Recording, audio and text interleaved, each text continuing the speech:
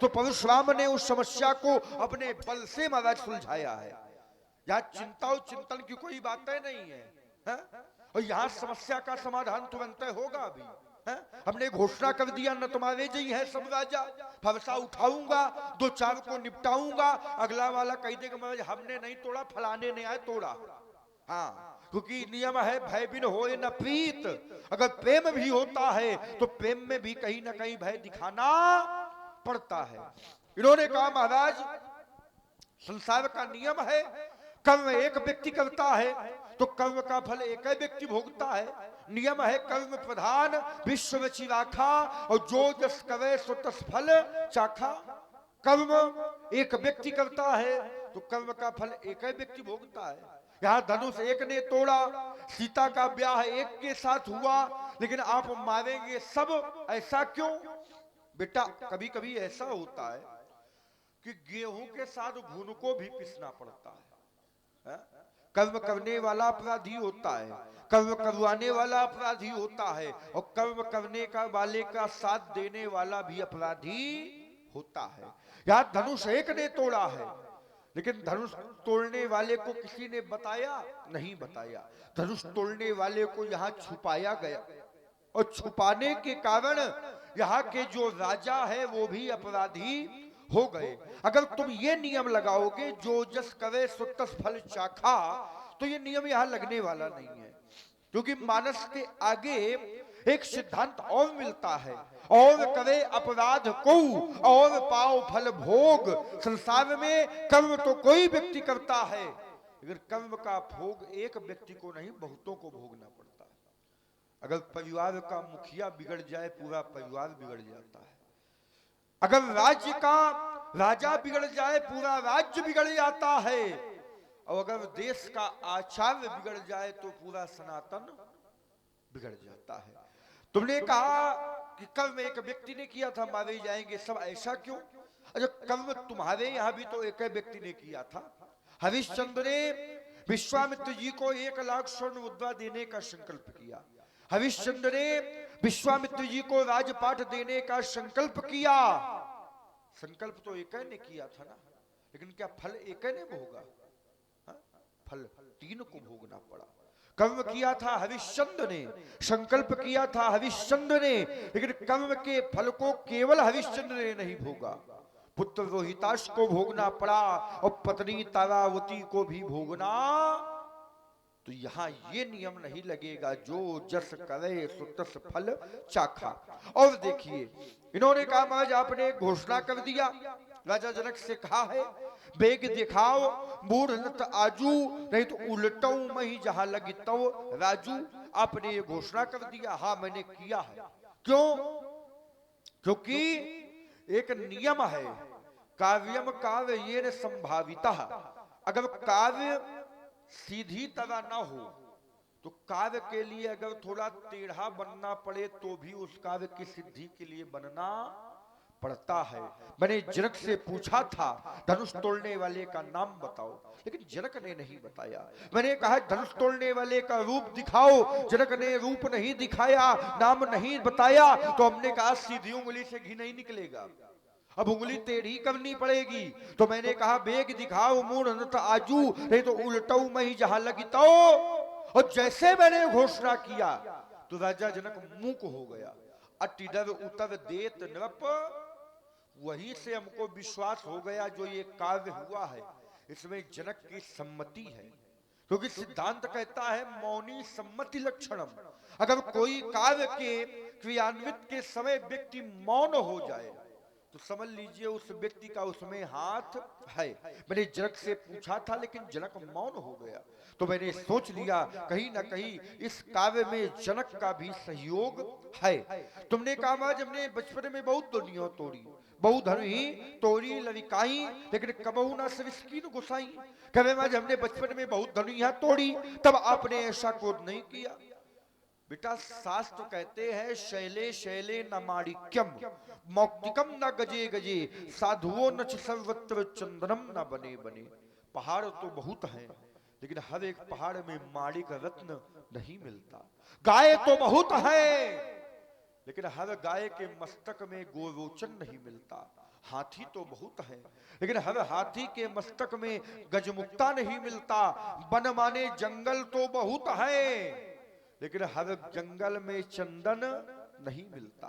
तो तुमने जो धनुषा तोड़ी वो बचपन में तोड़ी, वो तुम्हारे मनोरंजन का साधन रही होंगी, लेकिन ये जो धनुष टूटा ये बचपन में नहीं टूटा, ये मैं युवावस्था में तोड़ा गया है। यही धन पर ममता, तो ममता है एक अंधेरी रात, क्योंकि ममता तरुण तमी अधियावी, राग द्वेष उलूक सुखकारी, ममता है अंधेरी रात। और परशुराम है सूर्य, आए भगकुल कमल पतंगा, पतंगा माने होता है सूर्य। जहां पर सूर्य रहेगा वहां रात्रि नहीं हो सकती, जहां प्रकाश होगा वहां अंधकार नहीं हो सकता।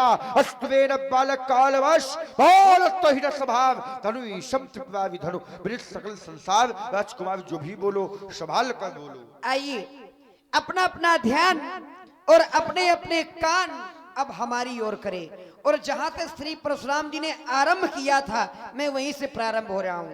इन्होंने कहा शेष नाग अति विष भरे, तौ न करत आतंक, और बीछी थोड़े जहर मां फिरे उठाए। महाराज छोट जरूर होती, लेकिन जैदा पर प्रभाव दिखावत ही ना। हाँ, तो पूरा बिल्कुल प्रभाव दिखाती है। देखन को छोटन लगे घाव करे गंभीर, तो छोटा ना समझना, छोटी जरूर होती है, जहर थोड़ा जरूर होता है, परंतु जब मारती है तो पूरा प्रभाव कर देती है, अपना व्यक्ति को सावधान कर देती है। ठीक, आइए आप कह रहे विचार, हमने कहा था यदि आप विचार कर लेते तो धनुष तोड़ने वाले से आप शत्रुता का संबंध न बनाते, और जिन्होंने विचार किया है उन्होंने धनुष तोड़ने वाले से शत्रुता का संबंध नहीं बनाया।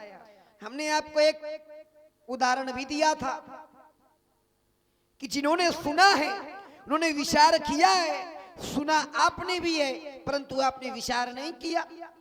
त्रिलोक ने सुना तो त्रिलोक ने विचार किया, पहले विकल हुए, विकल होने के बाद उन्होंने विचार किया, और जब विचार किया तब जान लिया। को दंड खंड्यो अमुख तुलसी और जयति वचन उचार ही, जान लिया बात सुनने की है। आपने सुना है, त्रिलोक ने सुना है, तो त्रिलोक ने सुना और त्रिलोक ने विचार किया। आपने सुना, आपने विचार नहीं किया, और जब आपने विचार नहीं किया तो परिणाम आपके सामने, और त्रिलोक ने विचार कर लिया तो त्रिलोक के सामने परिणाम है। त्रिलोक ने विचार किया तो जय जयकार करने लगे, और आपने विचार नहीं किया तो धनुष तोड़ने वाले को पूछ रहे हैं, नहीं तो धनुष तोड़ने वाले को पूछने की आवश्यकता न पड़ती, और धनुष तोड़ने वाले से आप शत्रुता का संबंध न बनाते। आइए, आपने कहा कि हमारे गुरु बाबा विश्वामित्र जी ने भी जानना चाहा, उनके मन में चिंता व्यापी, उन्होंने विचार किया और जान लिया। ठीक, उन्होंने विचार किया और जान लिया। बात चिंतन की नहीं है, बात चिंता की नहीं, बात विचार की है। बात विचार की, यदि आपने विचार कर लिया होता तो आप क्या धनुष तोड़ने वाले शत्रुता का संबंध बनाते? आइए, आपके गुरु बाबा भगवान शंकर जी ने भी जानना चाहा, उन्होंने विचार किया, तब शंकर देखो धरि ध्याना, और सती जो कीन चरित सब जाना। उन्होंने जानना चाहा, विचार किया और जान लिया। तो जब गुरु बाबा तुम्हारा विचार कर सका था तो चेला कह नहीं कर सका था भाई। जब गुरु बाबा विचार कर सकते हैं तो चेला भी विचार करे, और जब विचार करेंगे तो फिर धनुष तोड़ने वाले से शत्रुता का संबंध नहीं बनाएंगे। एक बात, आइए, हमने कहा था कि अपराध करने वाला है एक, अपराधी है एक, तो न्याय कहता है मारे जाए तो एक, क्योंकि कर्म प्रधान है, और कर्म प्रधान में फल एक ही को प्राप्त होता है। जैसा व्यक्ति करेगा उसको परिणाम भी प्राप्त हो जाएगा, क्योंकि ये कर्म भूमि है, और कर्म भूमि में मनुष्य कर्म किए बिना एक क्षण ठहर ही नहीं सकता। तुम्हारे आचार्य कहते हैं नहीं कश्चित क्षणमपि जातुष्टि कर्मकृत, बिना कर्म किए प्राणी इस संसार में ठहर ही नहीं सकता।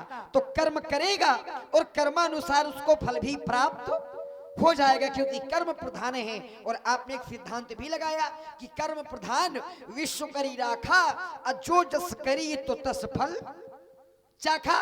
ये आपका सिद्धांत है। और आप ही कह रहे हैं कि यदि कर्म प्रधान लगेगा तो एक सिद्धांत और है कि और करे अपराध को और पाप फल भोग। यदि ये सिद्धांत लगाएंगे कि कर्म प्रधान विश्व करी राखा, जो जस करी तो तस फल चाखा, तो ये कहां ले जाएंगे और करे अपराध को। और इन्होंने एक चर्चा की हमारे कुल में, शिव दधीच शिव दधीच हरिश्चंद्र नरेशा और सहे धर्म हित कोट कलेसा हरिश्चंद्र। आपने बताया कि अपराध एक ने किया था लेकिन भोगना 2 को पड़ा, भोगना 3 को पड़ा। अपराध किया था एक ने और भोगना 3 को पड़ा। देखिए महाराज, कहीं ना कहीं उन 2 का भी दोष रहा होगा, कहीं ना कहीं, क्योंकि कहीं ना कहीं जैसे राजा बिगड़ जाए तो सारी प्रजा बिगड़ जाती है, मुखिया कहीं का बिगड़ जाए तो सारी समाज बिगड़ जाती है। तो कहीं ना कहीं समाज का भी दोष होता है, कहीं ना कहीं समाज का भी दोष होता है, तभी राजा बिगड़ता है। कहीं ना कहीं समाज का भी दोष होता है। अब जैसे आपने सिद्धांत लगाया है कि और करे अपराध को और पाप फल भोग, तो इसके आगे वाली पढ़ लो, अति विचित्र भगवंत गति को जग जाने जो। परमात्मा की ये गति बड़ी विचित्र है, बड़ी विचित्र है।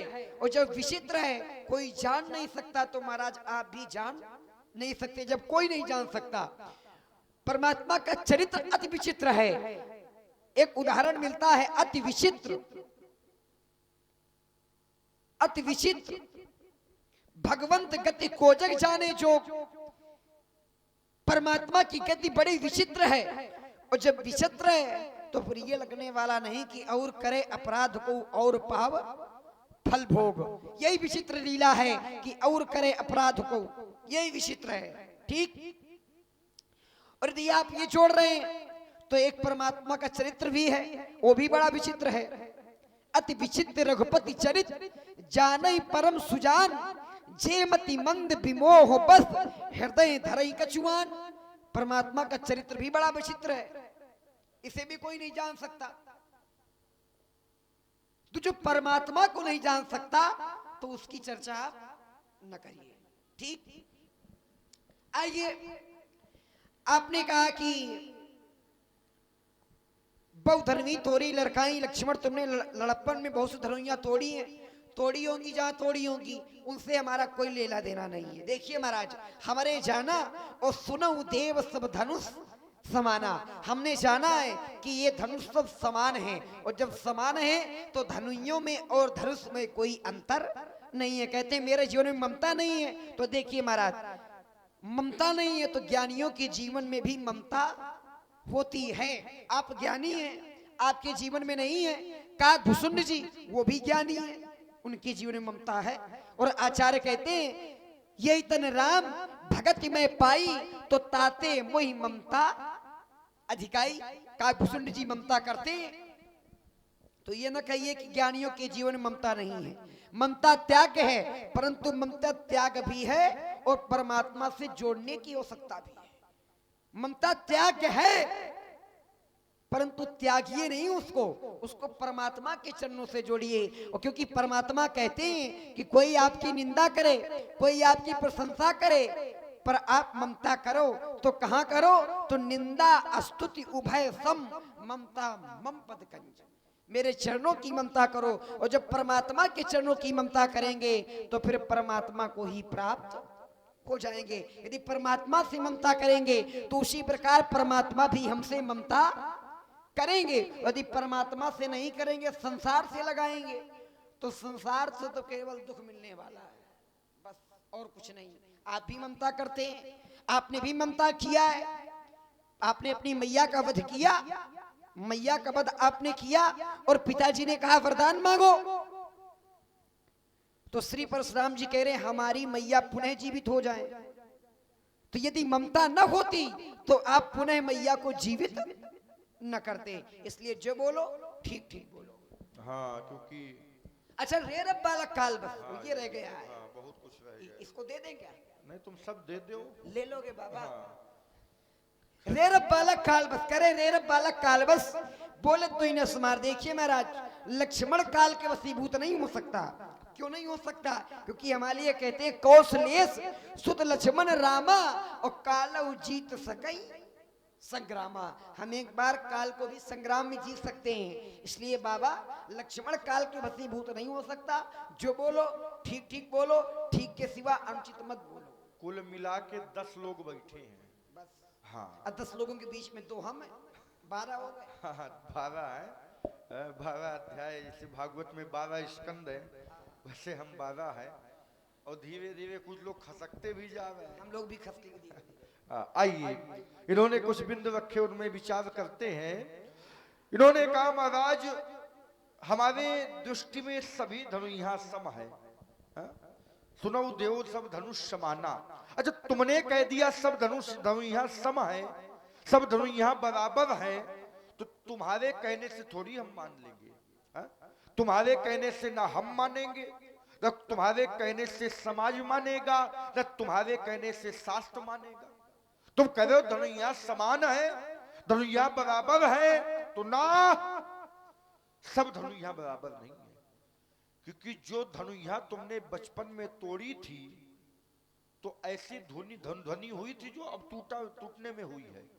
जब वो धनुया टूटी थी तो कोई शब्द नहीं हुआ था, कोई ध्वनि नहीं हुई थी। लेकिन जब ये टूटा है, भवे भुवन घोर कठोर रवो रवि बाज तज मारग चले, चिक्कर ही दिग्गज डोल मही अहि कूल कूरम कलमले, ऐसा शब्द हुआ है। लेकिन वो धनुया जब तोड़ी थी तुमने तो ऐसा शब्द नहीं हुआ था।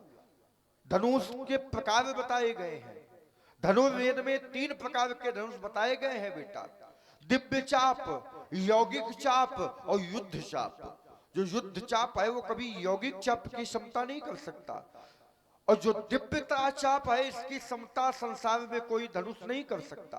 क्योंकि दिव्य धनुष 2 ही थे, इमे दो धनुषी दिव्य श्रेष्ठे लोका भी पूजते। एक जो टूट गया ये दिव्य था, और एक जो हमारे पास है ये दिव्य है। 2 धनु यहाँ थी, 2 धनुष है जो दिव्य हैं, और जो तुमने धनु यहाँ तोड़ी वो दिव्य नहीं थे। क्यों? क्योंकि ये धनुष हमारे आस्था का केंद्र था, ये धनुष हमारे श्रद्धा का प्रतीक था, ये धनुष हमारी भावना का प्रतीक था। वो धनुष यहाँ तोड़ी कोई बात नहीं, लेकिन जब ये धनुष टूटा है तो परशुराम को भी क्रोध आया है। इन्होंने कहा महाराज अगर प्रजा बिगड़ेगी तभी राजा बिगड़ेगा, ऐसा नहीं है। प्रजा के बिगड़ने से क्या राजा बिगड़ जाता है? प्रजा अगर पापात्मा है तो क्या राजा पर पापात्मा हो जाएगा? ना, क्योंकि राजा अगर पुण्यात्मा है तो प्रजा भी पुण्य का आचरण करेगी। ऐसी स्थिति देखी गई है कि अच्छा राजा हो तो सिंह और बकरी एक घाट में पानी पीते। अगर अच्छा राजा हो तो कहते धर्मशील सुख संपत्ति सब बिनहि बुलाए, धर्मशील पही जाहि सुहाए। सुख और संपत्ति धर्मशील राजा के पास अनायास ही पहुंच जाती है। तो ये बात ना करो। तुमने क्या कहा था कि भाई ये नियम नहीं लगेगा, वहां पे उनका दोष रहा होगा ना। एक बार एक व्यक्ति चला जा रहा था, मार्ग में उसने देखा आम का वृक्ष है। हाँ भैया चले जाओ, तुम हूं क्या संकोच करत हो? तुम जाओ तो हम जाई।